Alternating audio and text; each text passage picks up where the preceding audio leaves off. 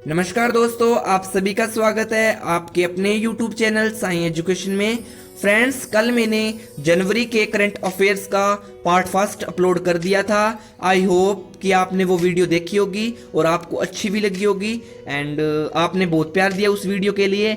And उस video के बाद में 35 सब्सक्राइब इंक्रीज हुए अपने, तो thank you so much, love you to all friends. ऐसे ही प्यार बनाए रखें यार, अच्छा लगता है जब एक इतनी मेहनत करके वीडियो बनाई जाती है और उसका रिस्पॉन्स अच्छा मिलता है तो अच्छा लगता है फ्रेंड्स।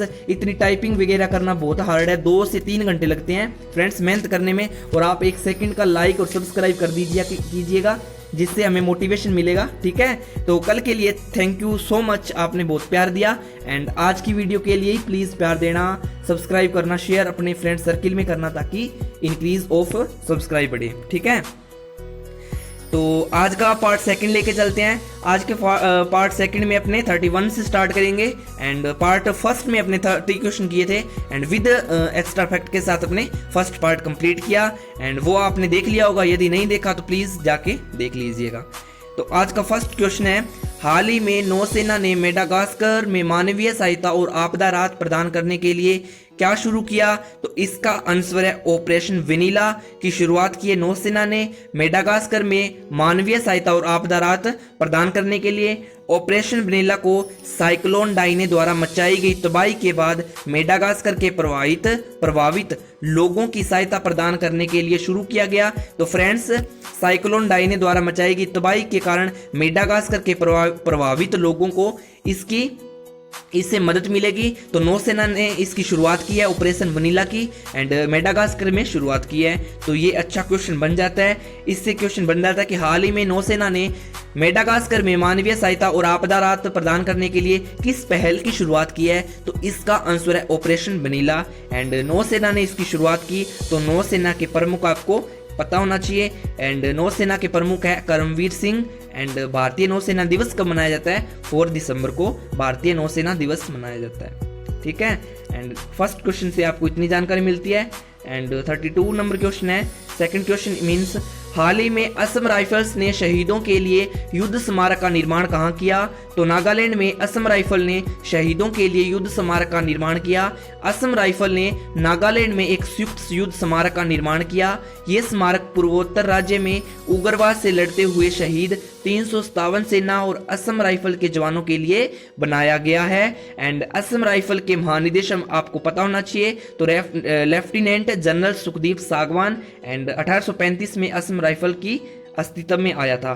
तो नागालैंड में असम राइफल्स ने शहीदों के लिए युद्ध स्मारक का निर्माण किया है।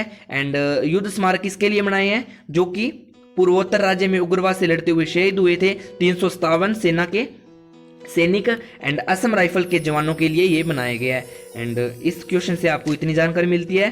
तो नेक्स्ट क्वेश्चन पे चलते हैं। नेक्स्ट क्वेश्चन है, हाल ही में आयोजित बर्लिन साइकिलिंग टूर्नामेंट में स्वर्ण पदक किसने जीता? तो इसका आंसर है एसो एल्बेन ने स्वर्ण पदक जीता। एंड कांस्य पदक किसने जीता? मैक्सी मिलियन लेव ने कांस्य पदक जीता। एंड भारतीय साइकिलिस्ट एसो एल्वेन ने 6 दिन तक चलने वाले बर्लिन टूर्नामेंट की कीरीन व्यक्तित्व संप्रदा में स्वर्ण पदक जीता। 2017 की विश्व चैंपियनशिप में रजत जीतने वाले चेक गणराज्य के टॉमस बोबेक दूसरे स्थान पर रहे। एंड जर्मनी की मैक्सिमिलियन लेव को कांस्य पदक से संतोष करना पड़ा। ठीक है फ्रेंड्स, चेक गणराज्य के टॉमस बोबेक है, ये चेक गणराज्य के हैं, इन्होंने दूसरा रैंक हासिल किया। फ्रेंड्स, चेक गणराज्य से एक बात आपको याद आती होगी, सोलर सिस्टम में आपने पढ़ा होगा फ्रेंड्स, अपने 9 ग्रह थे। ठीक है, अपने 9 ग्रह थे एंड 9वां ग्रह था प्लूटो, जो कि अन्य ग्रहों के साथ टच में था। ठीक है, जो अन्य ग्रह थे वो घूमते थे तो वो बीच में आता था। इसीलिए चक गणराज्य में एक बैठक हुई थी, उसमें कहा गया था कि प्लूटो को बोना ग्रह में शिफ्ट किया जाए। तो चक गणराज्य की बैठक में प्लूटो को बोना ग्रह में शिफ्ट कर दिया गया। अब प्रेजेंट में अपने कितने ग्रह हैं? 8 ग्रह हैं। ठीक है, एम्बेम जेसन आपको पता ही होगा, मरकरी, मार्स, जुपिटर वगैरह, वो आपको सोलर सिस्टम में बता दूंगा मैं। ठीक है, एंड नेक्स्ट चलते हैं। तो ये चैंपियनशिप कहाँ? जर्मनी में हुई थी। तो जर्मनी की राजधानी क्या है? बर्लिन है। एंड जर्मनी की मुद्रा क्या है? यूरो है। एंड जर्मनी की चांसलर एग्जाम में पूछा गया था एंड पूछा जाएगा एंजेला मर्केल। ठीक है, तो हाल ही में आयोजित बर्लिन साइकिलिंग टूर्नामेंट में स्वर्ण पदक किसने जीता? एसो एल्वेन ने। इस क्वेश्चन के बारे में आपको इतनी जानकारी मिलती है। एंड नेक्स्ट क्वेश्चन पे चलते हैं। हाल ही में सबसे अधिक ऊंचाई पर फैशन शो आयोजित कर गिनीज वर्ल्ड ऑफ रिकॉर्ड किसने बनाया? तो नेपाल ने गिनीज वर्ल्ड ऑफ रिकॉर्ड बनाया है। सबसे अधिक ऊंचाई पर फैशन शो आयोजित करके नेपाल ने पृथ्वी पर अब तक के सबसे अधिक ऊंचाई 5340 मीटर से 17515 फीट वाले क्षेत्र पर फैशन शो आयोजित कर गिनीज वर्ल्ड ऑफ रिकॉर्ड कायम किया। इस फैशन शो में इतिहास रचने के लिए 10 अलग अलग देशों की 18 सुपर मॉडल्स ने रैंक हासिल किया। यह शो नेपाल सरकार के विजिट नेपाल 2020 कार्यक्रम का हिस्सा है। तो इसके बारे में आपको पता होना चाहिए कि हाल ही में सबसे अधिक ऊंचाई पर फैशन शो आयोजित करके किस देश ने गिनीज वर्ल्ड ऑफ रिकॉर्ड बनाया? तो नेपाल ने गिनीज वर्ल्ड ऑफ रिकॉर्ड बनाया। नेपाल ने सबसे ऊंची पृथ्वी की चोटी है, सबसे ऊंची चोटी जो कि 5340 मीटर से 17515 मीटर ऊंची है, उस पे उन्होंने फैशन शो डिजाइन किया एंड वहां पे गिनीज वर्ल्ड ऑफ रिकॉर्ड कायम किया। एंड इस फैशन शो में 18 सुपर मॉडल्स रैंक हासिल किए हैं एंड उनमें से फर्स्ट रैंक हासिल किया नेपाल ने। तो इसके बारे में आपको याद रखना है एंड इस क्वेश्चन के बारे में सभी फैक्ट इंपॉर्टेंट है, ठीक है। नेक्स्ट क्वेश्चन पे चलते हैं। हाल ही में मुंबई में कौन सा अंतर्राष्ट्रीय फिल्म महोत्सव मनाया गया? तो इसका आंसर है 16वां मुंबई में अंतर्राष्ट्रीय फिल्म महोत्सव मनाया गया है। मुंबई के वर्ली में स्थित नेहरू सेंटर ऑडिटोरियम में दक्षिण एशिया में गैर फीचर फिल्मों का सबसे पुराना सबसे बड़ा फिल्म महोत्सव documentary, short fiction and animation फिल्मों के 16वें मुंबई अंतर्राष्ट्रीय फिल्म समारोह 2020 का उद्घाटन किया गया। इसकी शुरुआत 1990 में हुई थी। इसे भारत सरकार के फिल्म्स डिवीजन सूचना एंड प्रसारण मंत्रालय द्वारा आयोजित किया जाता है। फ्रेंड्स, इस क्वेश्चन से 3 फैक्ट इंपॉर्टेंट है। एक तो पूछेगा हाल ही में मुंबई में कौन सा अंतर्राष्ट्रीय फिल्म महोत्सव मनाया गया? तो इसका 16वां संस्करण था, ठीक है। एंड इसको मनाता कौन है? इसको मनाता है भारत सरकार की फिल्म्स डिवीजन सूचना और प्रसारण मंत्रालय मनाता है। एंड फर्स्ट बार कब मनाया गया था? 1990 में मनाया गया था। इसकी 3 फैक्ट आपको याद रखने हैं, ठीक है। एंड नेक्स्ट चलते हैं। द वर्ल्ड सस्टेनेबल समिट 2020 नई दिल्ली में the energy and resources institute यानी TERI इसकी फुल फॉर्म है, the energy and resources institute द्वारा आयोजित किया जाने वाला वार्षिक कार्यक्रम है। इस वर्ष की थीम क्या थी? तो इसकी थीम थी towards 2030 making the count. Towards 2030 making the count इसकी थीम थी द वर्ल्ड सस्टेनेबल समिट 2020 की। एंड इसकी फुल फॉर्म आपको याद रखनी है TERI की, the energy and resources institute, ठीक है। तो इसकी थीम आपको पता होना चाहिए, टुवर्ड्स 2030 मेकिंग द काउंट। तो यहाँ पे बात हुई है TERI की, इसकी फुल फॉर्म आपको बता दी। एंड इसके महानिदेशक कौन है? डॉक्टर अजय माथुर। एंड इसका मुख्यालय नई दिल्ली में। एंड इसकी स्थापना 1974 में हुई थी। एंड इसके संस्थापक कौन है? दरबारी S सेठ। नेक्स्ट क्वेश्चन पे चलते हैं। 71वें गणतंत्र परेड में शामिल राज्यों और केंद्र शासित प्रदेशों की झांकियों में प्रथम पुरस्कार किस राज्य की झांकी ने जीता? मोस्ट इंपोर्टेंट क्वेश्चन है फ्रेंड्स, एग्जाम में पूछा जाएगा, हर शिफ्ट में पूछा जाएगा कि 71वें गणतंत्र परेड में शामिल राज्यों और केंद्र शासित प्रदेशों की झांकियों में प्रथम पुरस्कार किस झांकी ने जीता? तो असम की झांकी इतनी खूबसूरत सजाई गई थी एंड इतना अच्छा प्रदर्शन किया था असम की झांकी ने, जिसको सबसे प्रथम झांकियों का पुरस्कार मिला। एंड असम की झांकी का विषय क्या था? अद्वितीय शिल्प कौशल और संस्कृति की भूमि, land of unique craftsmanship and culture. तो land of unique craftsmanship and culture इसकी थीम थी। इसका झांकी का विषय था अद्वितीय शिल्प कौशल और संस्कृति की भूमि, एंड जिसमें बांस और बेंत के काम को दर्शाया गया था। एंड क्षत्रिय नर्तकियों द्वारा बोरतल नृत्य प्रस्तुत किया गया था। तो यहाँ का सबसे अच्छा असम का जो नृत्य था बोरतल, और उसको क्षत्रियों द्वारा किया गया था। रक्षा मंत्री राजनाथ सिंह ने गणतंत्र दिवस परेड 2020 में शामिल सर्वश्रेष्ठ झांकियों का पुरस्कार प्रदान किया। तो क्वेश्चन अच्छा है, इंपॉर्टेंट है, बन जाता है कि सबसे अच्छा पुरस्कार किसको मिला 71वें गणतंत्र परेड में? तो असम की झांकी को मिला। एंड किसने दिया था? ये भी इंपॉर्टेंट है। तो किसने दिया? रक्षा मंत्री राजनाथ सिंह ने डोनेट किया। एंड वहां पे कौन सा नृत्य किया गया था? असम का जो क्षत्रिय करते हैं लोग बोरतल नृत्य, वो किया गया था। एंड इसकी थीम इंपॉर्टेंट बन जाती है, ठीक है। Land of unique craftsmanship and culture, यानी अद्वितीय शिल्प कौशल और संस्कृति की भूमि। इस क्वेश्चन के बारे में इतनी जानकारी आपको याद रखनी है। एंड नेक्स्ट भी फैक्ट आपको इंपॉर्टेंट है, जो कि ओडिशा और उत्तर प्रदेश की झांकियां दूसरे एंड तीसरे स्थान पे रही हैं। सॉरी, दोनों ही उड़ीसा और उत्तर प्रदेश की झांकियां दोनों ने सेकंड रैंक हासिल किया। उड़ीसा की झांकी में भगवान लिंगराज की रुकना रथ यात्रा प्रदर्शित की गई थी। एंड जबकि उत्तर प्रदेश की झांकी में राज्य की सांस्कृतिक और धार्मिक विरासत को दर्शाया गया था। तो उड़ीसा की झांकी में क्या प्रदर्शित किया गया था? लिंगराज की रुकना रथ यात्रा। फ्रेंड्स, उड़ीसा में पूरी रथ यात्रा भी निकाली जाती है, ठीक है। तो यहाँ पे इनकी झांकी में क्या किया गया था? भगवान लिंगराज की रुकना रथ यात्रा निकाली गई थी। एंड उत्तर प्रदेश में सांस्कृतिक और धार्मिक विरासत को दर्शाया गया था। एंड राष्ट्रीय आपदा मोचन बल यानी NDRF और जल शक्ति मिशन की झांकियां को मंत्रालयों और विभागों की झांकियों में सबसे श्रेष्ठ पुरस्कार दिया गया। केंद्रीय लोक निर्माण विभाग यानी CPWD को उसकी झांकी कश्मीर से कन्याकुमारी के लिए विशेष पुरस्कार प्रदान किया। तो इसका इंपॉर्टेंट क्वेश्चन बन जाता है कि 71वें गणतंत्र परेड में फर्स्ट रैंक किस झांकी ने हासिल किया? तो असम ने। And second Orissa and Uttar Pradesh ने हासिल किया। एंड इनके बारे में जो भी फैक्ट मैंने बताए वो सभी इंपॉर्टेंट है। नेक्स्ट क्वेश्चन पे चलते हैं। भारत सरकार द्वारा देश का पहला एनिमल बार मेमोरियल कहाँ खोला गया? तो इसका आंसर है मेरठ में भारत सरकार द्वारा देश का पहला एनिमल बार मेमोरियल खोला गया।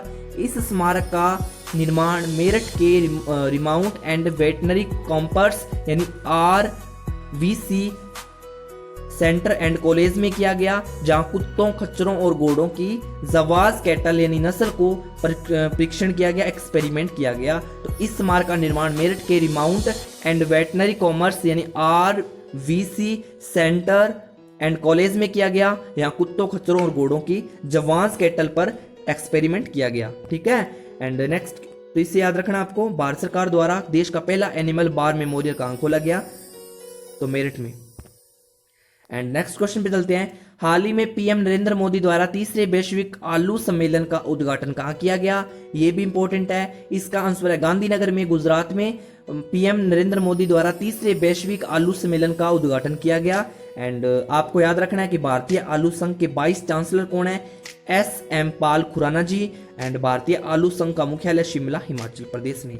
एंड फ्रेंड्स, इसके ट्रिक भी याद रख सकते हैं अपने। आलू के साथ अपने शिमला मिर्च बनाते हैं ना, तो आलू संगठन कहाँ पे होगा? आलू का मुख्यालय कहाँ पे होगा? आलू संघ का मुख्यालय होगा शिमला में, ठीक है, हिमाचल प्रदेश में, जो कि हिमाचल प्रदेश की राजधानी है शिमला। तो इससे आपको याद रखना है कि आलू के साथ हमने शिमला मिर्च बनाई।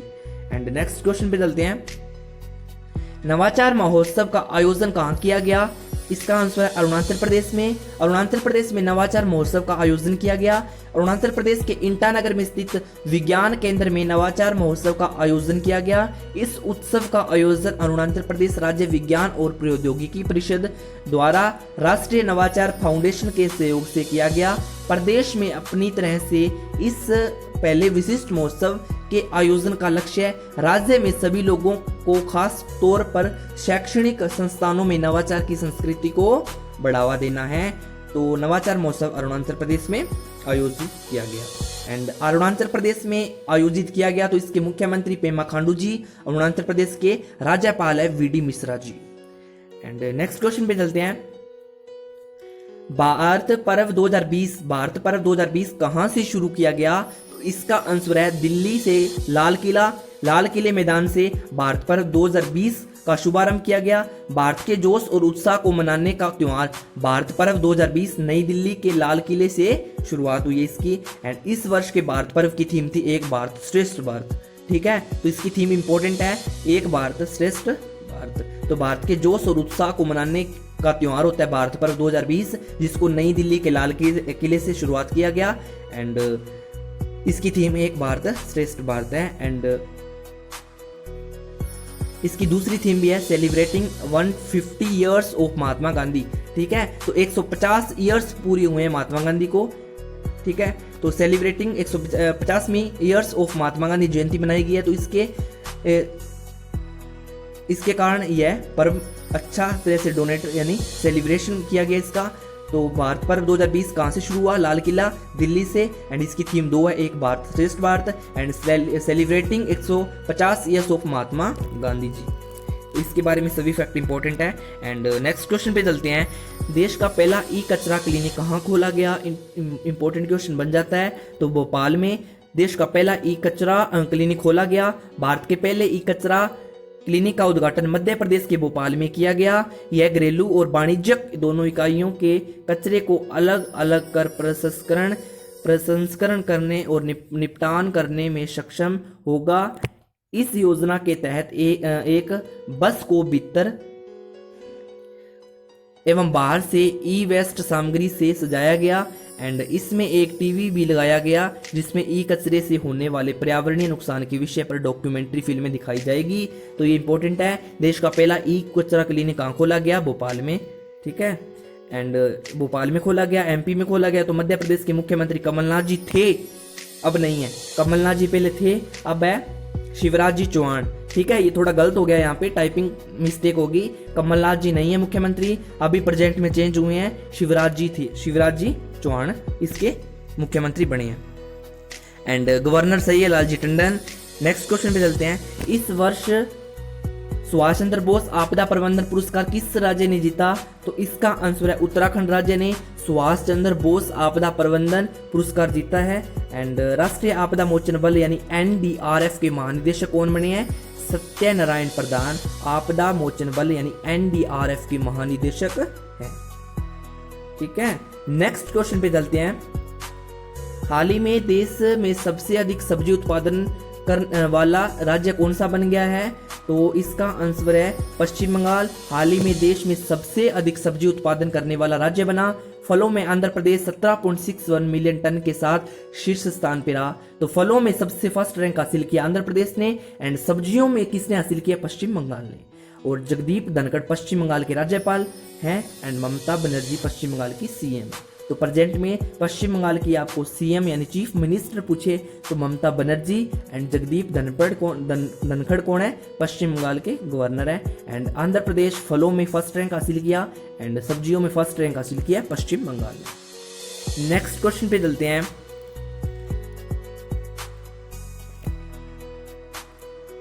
हाल ही में देश में 71वां गणतंत्र दिवस मनाया गया। इसमें मुख्य अतिथि कौन थे? It is very important. Of 1 साल तक पूछा जाएगा या आगे 2021 तक क्वेश्चन बनता है, पूछा जाएगा कि 71वें गणतंत्र दिवस मनाया गया, उसमें मुख्य अतिथि कौन थे?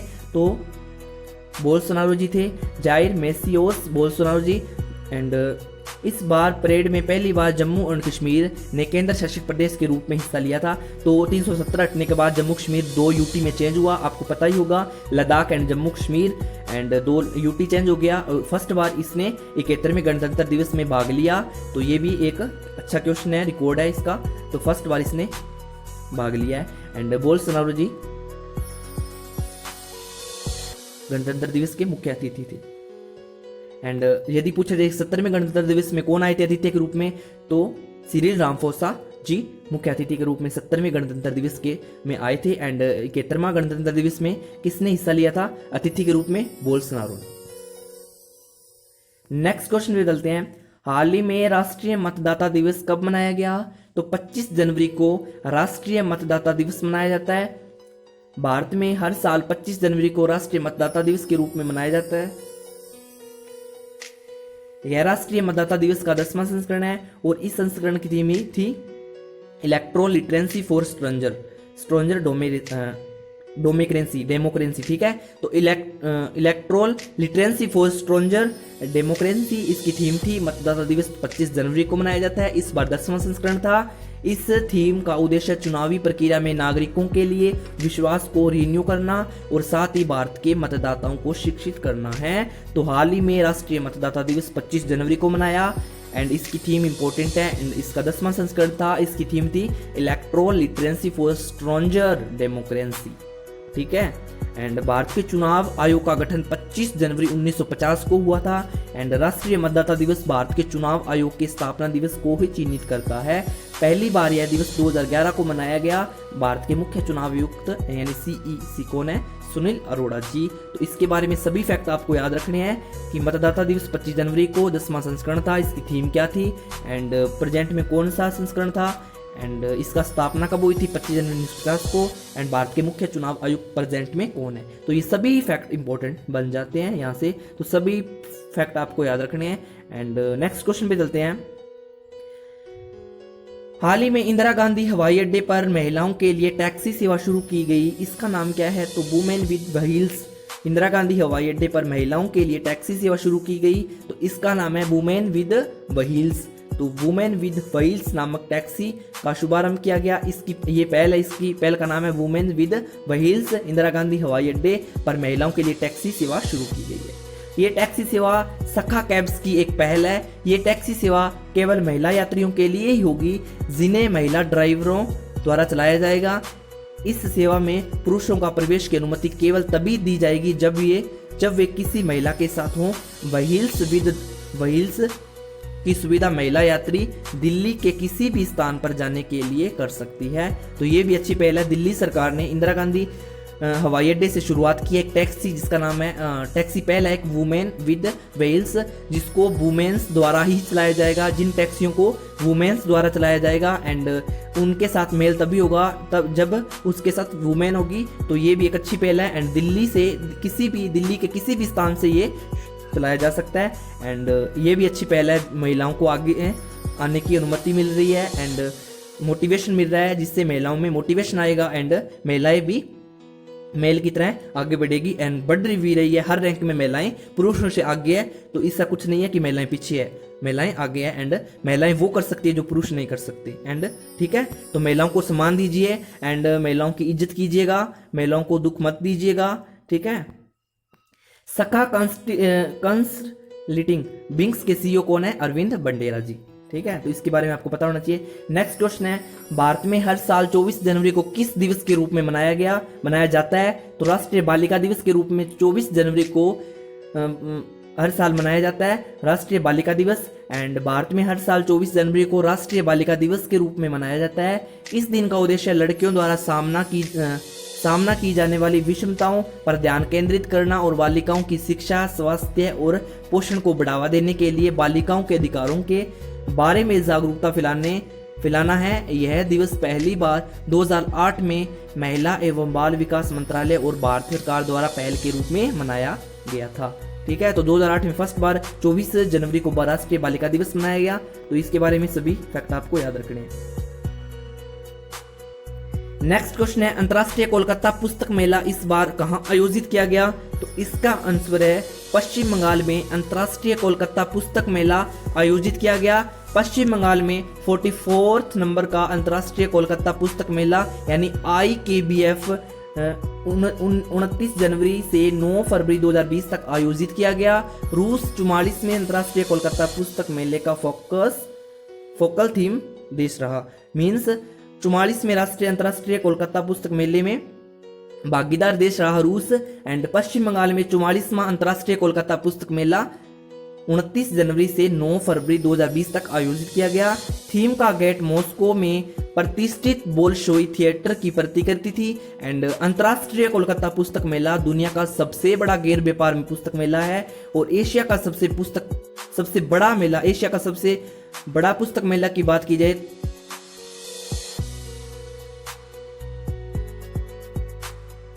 एशिया का सबसे बड़ा पुस्तक मेले के अलावा दुनिया में सबसे अधिक लोगों के हिस्सा लेने वाला पुस्तक मेला है। एंड इस वर्ष पुस्तक मेले में 20 देशों ने हिस्सा लिया। तो सबसे इंपॉर्टेंट है अंतर्राष्ट्रीय कोलकाता पुस्तक मेला कहाँ आयोजित किया गया? पश्चिम बंगाल में। एंड 29 जनवरी से 9 फरवरी 2020 तक आयोजित किया गया। ठीक है, 20 देशों ने इसमें हिस्सा लिया। तो पश्चिम बंगाल में इसका आयोजन हुआ। तो इसके सीएम कौन है? पश्चिम बंगाल के जगदीप धनखड़ राज्यपाल यानी गवर्नर है जगदीप धनखड़ एंड सीएम कौन है? ममता बनर्जी। नेक्स्ट क्वेश्चन पे चलते हैं। सरकार द्वारा कृषि भूमि को पट्टे पर देने की नीति तैयार करने वाला देश कौन सा बना? तो उत्तराखंड सरकार द्वारा कृषि भूमि को पट्टे पर देने की नीति तैयार करने वाला देश का फर्स्ट राज्य बना। तो इंपॉर्टेंट है क्वेश्चन, एग्जाम में हर शिफ्ट में पूछा जाएगा, 100% पूछा जाएगा। सरकार द्वारा कृषि भूमि को पट्टे पर देने की नीति तैयार करने वाला देश का फर्स्ट राज्य कौन बना? तो उत्तर प्रदेश। ये फ्रेंड्स फर्स्ट चीज होती है ना, वो अपने आप में इंपॉर्टेंट होती है, चाहे वो फर्स्ट राज्यपाल हो, चाहे फर्स्ट गवर्नर हो, चाहे कोई भी हो, वो जो फर्स्ट चीज होती है ना वो अपने आप में इंपॉर्टेंट होती है, वो पूछी ही जाती है। तो सरकार द्वारा कृषि भूमि को पट्टे पर देने वाला पट्टे पर देने की नीति तैयार करने वाला देश का फर्स्ट राज्य बना है उत्तराखंड। एंड उत्तराखंड की बात हुई है तो उत्तराखंड के मुख्यमंत्री कौन है? त्रिवेंद्र सिंह रावत। एंड राज्यपाल है बेबी रानी मौर्य। एंड उत्तराखंड की राजधानी है क्या है? देहरादून। नेक्स्ट क्वेश्चन पे चलते हैं। हाल ही में ग्रीन पीस इंडिया रिपोर्ट के अनुसार भारत का सबसे प्रदूषित शहर कौन सा बना? तो ये भी इंपॉर्टेंट है। ग्रीन पीस इंडिया रिपोर्ट के अनुसार भारत का सबसे प्रदूषित शहर बना है जरिया, जो कि झारखंड में है। एंड ग्रीन पीस इंडिया की रिपोर्ट में झारखंड में कोयले के मुख्य स्रोत जरिया को भारत का सबसे प्रदूषित शहर बताया गया है।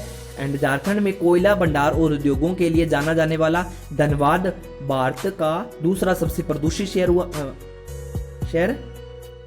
की लिस्ट में है। ठीक है, यदि आपसे पूछा जाए कि 2019 में कौन सा देश फर्स्ट रैंक हासिल की थी प्रदूषित शहर में, भारत का कौन सा शहर था? इंदौर था। ठीक है, सबसे प्रदूषित शहर था।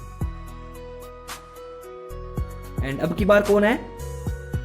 अब की बार है जरिया, जो कि झारखंड में है। एंड दूसरे स्थान पर धनबाद, जो कि झारखंड में है। एंड इस रिपोर्ट में दिल्ली को भारत का 10वां सबसे प्रदूषित शहर बताया गया है। मिजोरम का लगुलेई देश का सबसे कम प्रदूषण वाला देश है। सबसे अच्छा क्वेश्चन है कि कौन सा सबसे कम प्रदूषण वाला राज्य या शहर बन गया है? तो लुंगलेई देश का सबसे कम प्रदूषण वाला देश बन गया है, शहर बन गया है। ग्रीन पीस इंडिया का मुख्यालय कहाँ पे है? इस लिस्ट को कौन जारी करता है? ग्रीन पीस इंडिया करती है। ठीक है, ग्रीन पीस इंडिया का मुख्यालय आपको पता होना चाहिए बेंगलुरु में है। एंड ग्रीन पीस इंडिया की स्थापना 2001 में हुई थी।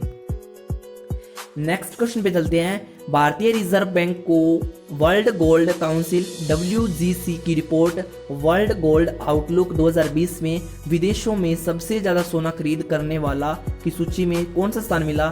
तो फ्रेंड्स भारतीय रिजर्व बैंक को वर्ल्ड गोल्ड काउंसिल WGC की रिपोर्ट वर्ल्ड गोल्ड आउटलुक 2020 में विदेशों से सबसे ज्यादा सोना खरीद करने वाला सूची में 8वां रैंक हासिल किया। तो 8वां रैंक हासिल किया भारतीय रिजर्व बैंक ने, जो कि दूसरे देशों से गोल्ड आयात करता है। ठीक है, तो RBI ने सरकार के सॉवरेन गोल्ड ब्रांड को बढ़ाने के लिए साल 2019 के पहले 10 महीनों में 25.2 टन की खरीद की है। एंड वर्तमान में RBI के फुल फॉर्म पता होनी चाहिए आपको, reserve bank of India. And RBI के पास 625.2 टन सोना है प्रेजेंट में, जो उसके विदेशी मुद्रा भंडार का 6.6% है। तो 8वीं रैंक हासिल किया है। दूसरे देशों से अपना सोना लेते हैं RBI। ठीक है, तो RBI का 8वां नंबर है। एंड चीन, रूस, कजाकिस्तान, तुर्की और पोलैंड के केंद्रीय बैंकों ने 2019 में भारत से ज्यादा सोना खरीदा है।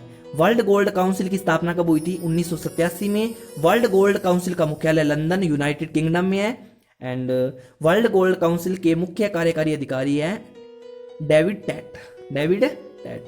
नेक्स्ट क्वेश्चन पे चलते हैं।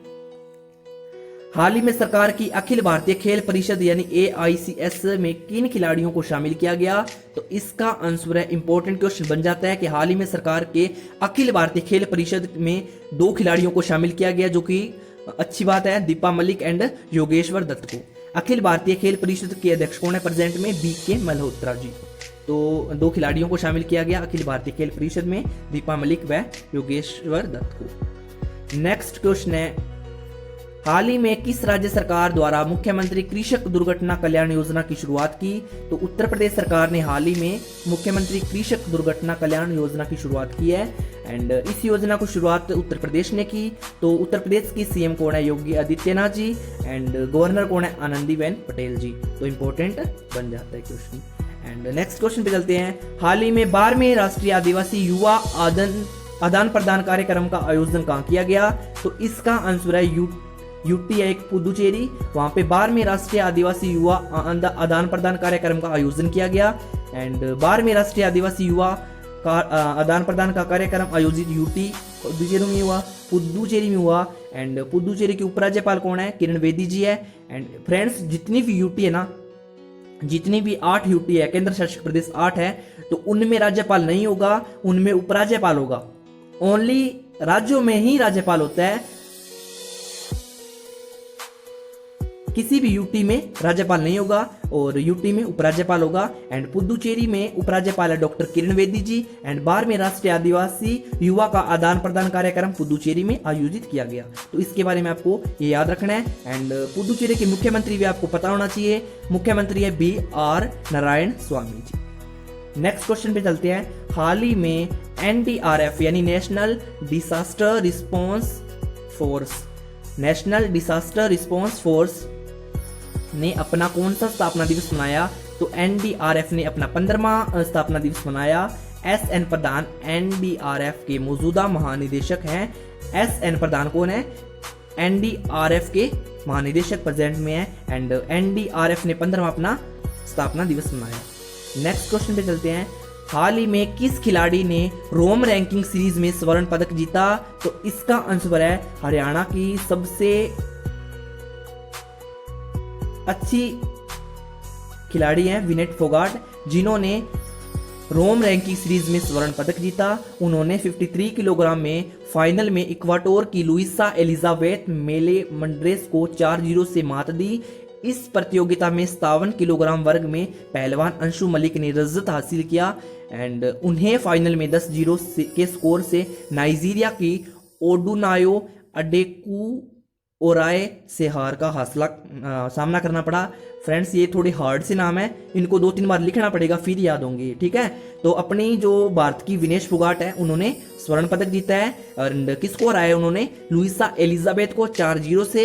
एंड 53 किलोग्राम भार वर्ग में वो विजेता रही। तो इसके बारे में आपको पता होना चाहिए। एंड थर्ड लास्ट क्वेश्चन इस वीडियो का। हाल ही में विश्व आर्थिक फोरम की 50वीं वार्षिक बैठक का आयोजन कहाँ किया गया? तो इसका आंसर है दावोस में। हाल ही में विश्व आर्थिक फोरम की 50वीं वार्षिक बैठक का आयोजन किया गया। इसके बारे में सीधा फैक्ट आपको याद रखना है, दावोस में, ठीक है।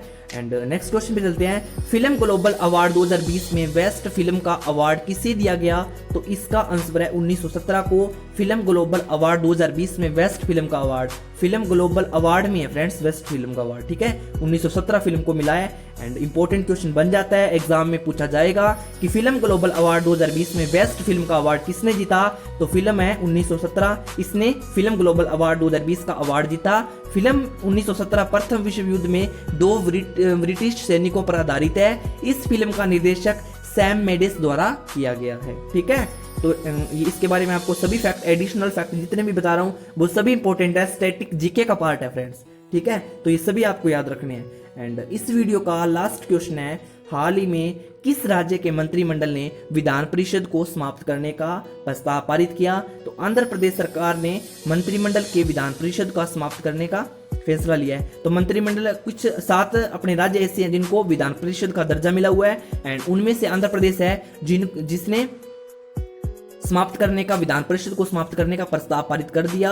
एंड आंध्र प्रदेश ने प्रस्ताव पारित किया। तो इसकी कैपिटल आपको पता होना चाहिए। आंध्र प्रदेश की कैपिटल है हैदराबाद। एंड इसकी 2 राजधानियां हैं, वैसे हैदराबाद है और अमरावती इसकी है प्रस्तावित राजधानी, ठीक है। एंड इसके मुख्यमंत्री है YS जगनमोहन रेड्डी। एंड इससे आपको क्वेश्चन बता देता हूँ, थोड़ा मैं ट्रिक बता देता हूँ। यदि कोई भी स्कीम हो, कोई भी योजना YSR से शुरू होती हो तो वो आंध्र प्रदेश की योजना होगी। एंड बिना सोचे समझे आप टिकअप कर सकते हो, YS जगनमोहन रेड्डी इसके मुख्यमंत्री है। एंड कोई भी स्कीम YSR से शुरुआत हो रही है तो वो आंध्र प्रदेश की योजना होगी, ठीक है। एंड गवर्नर है विश्वा भूषण हरिचंदन। तो आंध्र प्रदेश के बारे में आपको इतने फैक्ट याद रखने हैं। एंड फ्रेंड्स जनवरी का सेकंड पार्ट कंप्लीट हुआ। फर्स्ट पार्ट मैंने कल करवाया था, आई होप वो पार्ट आपने देखा होगा। एंड सेकंड पार्ट आप देख लेना। जनवरी का कोई भी करंट अफेयर्स आप छूटना नहीं चाहिए, इससे क्वेश्चन बनेंगे। एंड नेक्स्ट पार्ट अपने फरवरी का करंट अफेयर में लेके आएंगे। एंड नेक्स्ट अपने फिर चलेंगे मार्च में। एंड अप्रैल का चल रहा है, तो प्लीज यदि आपको वीडियो अच्छी लगे ना तो लाइक कर दिया करो। सॉरी बोलते बोलते थक जाते हैं फ्रेंड्स। आप लाइक नहीं कर सकते, सब्सक्राइब नहीं कर सकते, शेयर नहीं कर सकते, किया करो, ज़्यादा से ज़्यादा शेयर करो ताकि अपने सब्सक्राइब इंक्रीज हो। एंड जल्दी से जल्दी अपने साइंस स्टार्ट करें एंड मैथ स्टार्ट करें, ठीक है। तो आज के लिए इतना ही। Thank you, thanks a lot watching my video, love you to all, bye bye. Next मिलते हैं नेक्स्ट टॉपिक के साथ।